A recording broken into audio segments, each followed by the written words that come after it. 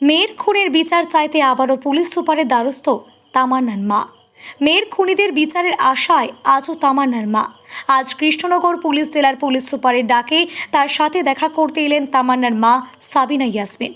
মেয়ের মৃত্যুর ঘটনা তদন্তে নেমে পুলিশ 11 জনকে গ্রেপ্তার করেছে ঠিকই, কিন্তু এখনও অনেকেই অধরা রয়েছে বলে দাবি তামান্নার মায়ের।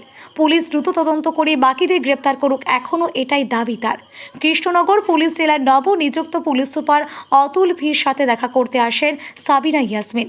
মেয়ের মৃত্যুর ঘটনা নিয়ে তার সাথে কথা বলেন। আগের সরকার থাকলে তার মেয়ের খুনের বিচার হতো না, নতুন সরকারের ওপর ভরসা আছে, তাই তার আশা হয়তো এবার মেয়ের খুনিদের সঠিক বিচার পাবে। আগামী সপ্তাহে ডিআইজি আসবেন, তার সাথেও মেয়ের খুনে তদন্ত নিয়ে কথা বলবেন বলে জানান তামান্নার মা। আমি বললাম আমার মেয়ের কেসের ব্যাপারে এগুলো কথাগুলো সব বললাম। উনি মন দিয়ে মনোযোগ সহকারে শুনলেন এবং বললেন যে উনি আমি বলার আগেই উনি আমার মেয়ের কেসটা নিয়ে দেখছেন বা কথা বলছেন, আর উনি কড়া পদক্ষেপও নেবেন। আজকে আপনি এখানে কি কারণে এসেছিলেন? কে ডেকেছিলেন আপনাকে?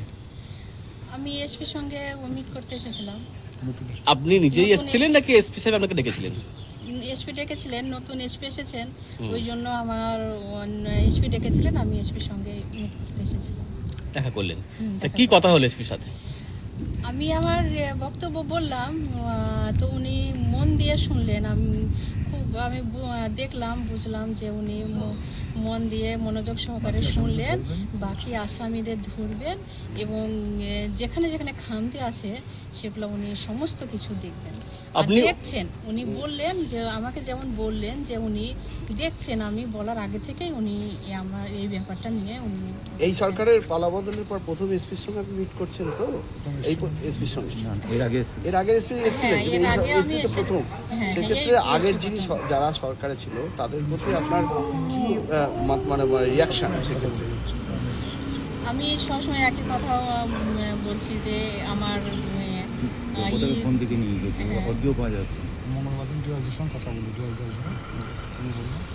আপনি 164 যে নামগুলো বলেছেন সেই আসামিগুলো এখনো অধরা, সেই বিষয়ে কোনো কথা হলো? হ্যাঁ, সে বিষয়ে কথা হয়েছে। আবার ডিআইজির সঙ্গেও কথা হবে, সামনের সপ্তাহে যে ডিআইজি আসবে ডিআইজির সঙ্গেও কথা হবে।